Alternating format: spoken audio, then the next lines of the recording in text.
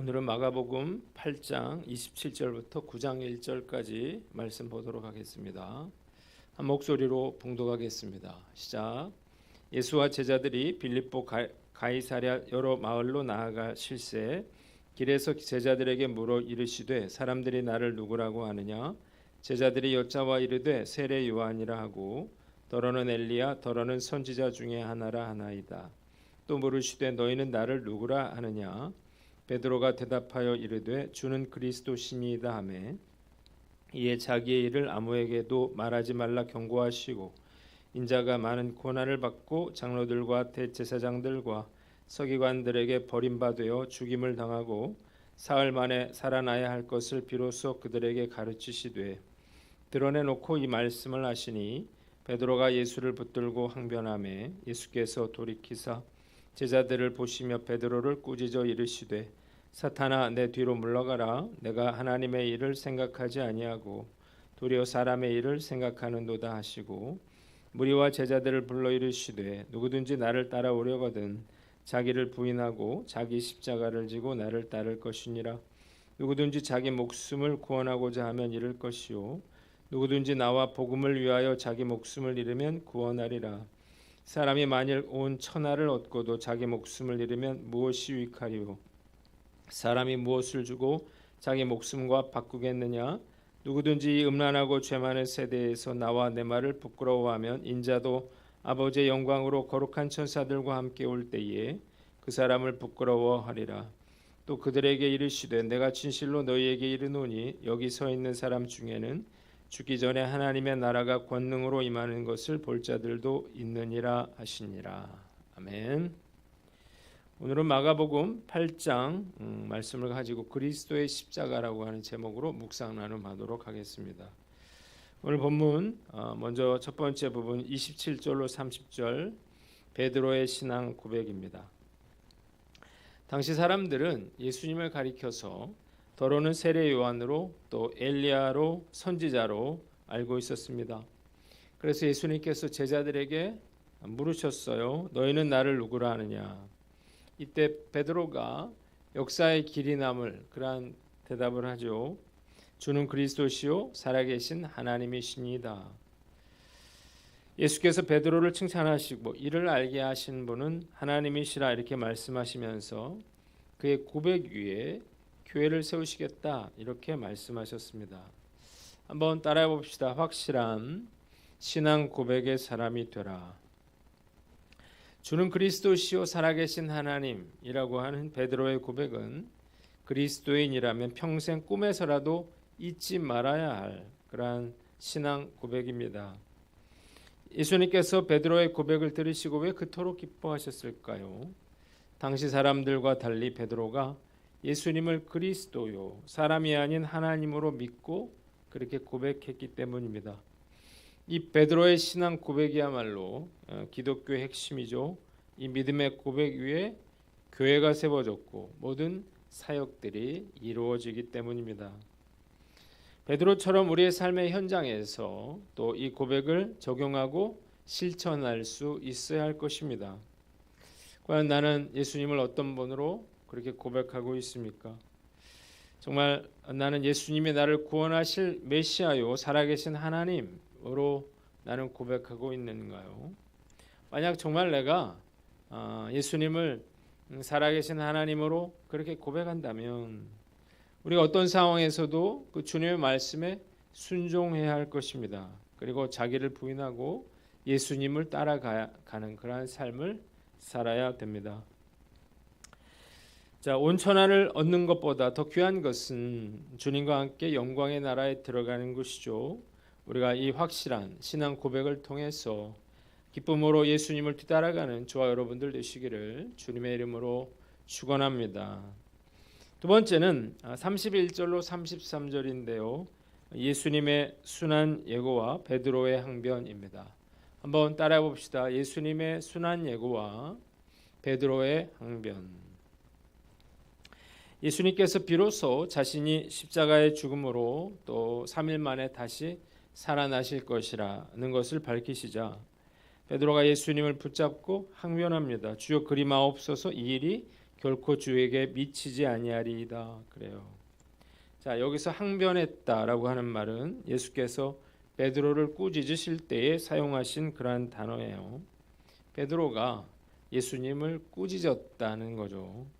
그러자 예수님은 베드로에게 사탄아 내 뒤로 물러가라 이렇게 말씀하셨습니다.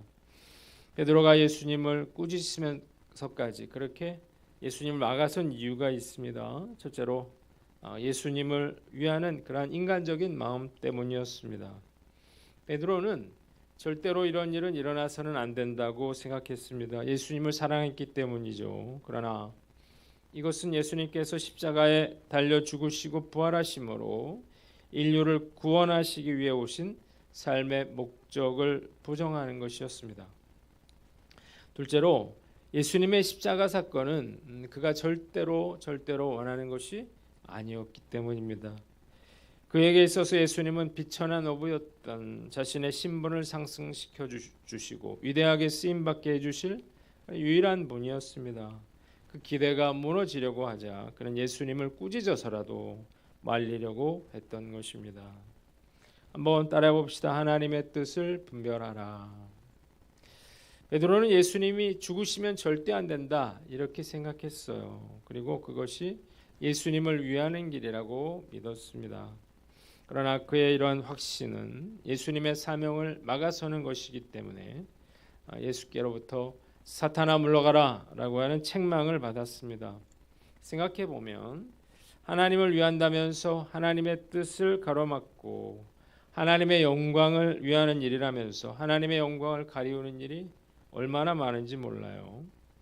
우리의 인간적인 생각과 하나님의 뜻은 얼마든지 다를 수 있습니다. 십자군 전쟁은 십자가 마크를 붙이고 하나님의 이름으로 시작했지만 정작 하나님과는 아무런 상관이 없는 그러한 사륙 전쟁이었습니다. 그들은 하나님을 위한다면서 살인과 약탈과 강간을 일삼았습니다. 이것은 기독교 역사상 가장 치욕적인 그러한 사건이었습니다. 얼마든지 이런 일이 일어날 수 있죠. 내가 하나님을 위해서 하려고 하는 일이 하나님의 뜻을 가로막는 일일 수 있습니다. 그렇기 때문에 우리가 내가 하려고 하는 일이 정말 하나님의 뜻이 맞는지 우리가 분별할 수 있어야 하는 것입니다. 베드로처럼 나도 모르는 사이에 주님을 막아서고 반대하는 일이 없도록 우리가 기도로 물어 잘 분별하는 저와 여러분들 되시기를 주님의 이름으로 축원합니다. 두 번째는 예수님을 이용하려 하지 말아라는 것입니다. 한번 따라해 봅시다. 예수님을 이용하려 하지 말라. 베드로뿐만 아니라 제자들에게 있어서 예수님의 이 말씀은 정말 청천벽력과도 같은 그러한 말씀이었습니다. 제자들은 저마다 주님이 왕이 되시면 자기들이 다 한 자리씩 하게 될 것을 기대하고 있었는데 그래서 심지어 제자들 간에 누가 높냐 이런 다툼이 있기도 했습니다.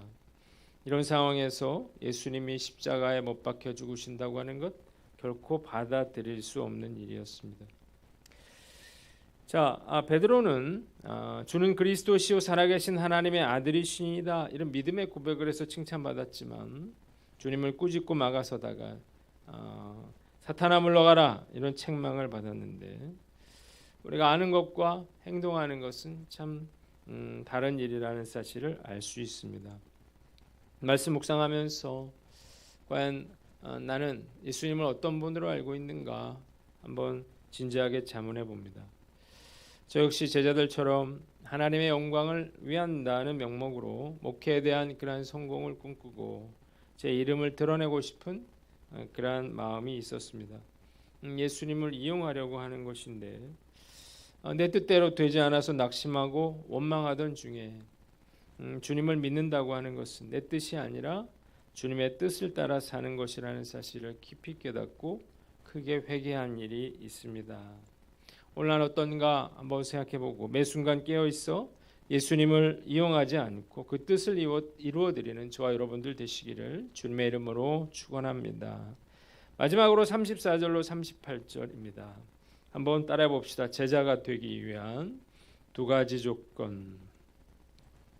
예수님은 누구든지 나를 따라오려거든 자기를 부인하고 자기 십자가를 지고 나를 따를 것이라 이렇게 말씀하셨습니다.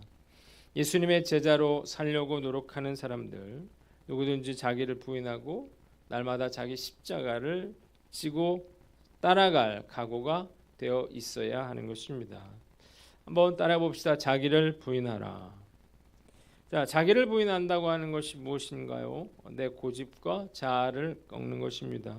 내가 좋아하는 것, 나의 계획, 내가 사랑하는 것들도 버릴 수 있어야 하는 것이고, 내 생각, 행동, 내가 가진 모든 것들도 내 마음대로 할 수 없다는 것을 의미합니다. 자기를 부인하지 않고 예수님의 제자가 될 수는 없습니다. 그런데 내 고집과 자아를 꺾는다고 하는 것 정말로 어려운 일이죠. 저는 목회자가 되었음에도 불구하고 여전히 제가 하고 싶지 않은 일은 하지 않으려고 하고 또 해야 할 일은 또 하기 싫어하는 그러한 제 자신을 발견하게 되는데, 자, 어떻게 해야 우리 자신을 부인할 수 있는가요? 자기를 부인할 수 있는 유일한 길은 우리가 겸손해지는 거죠.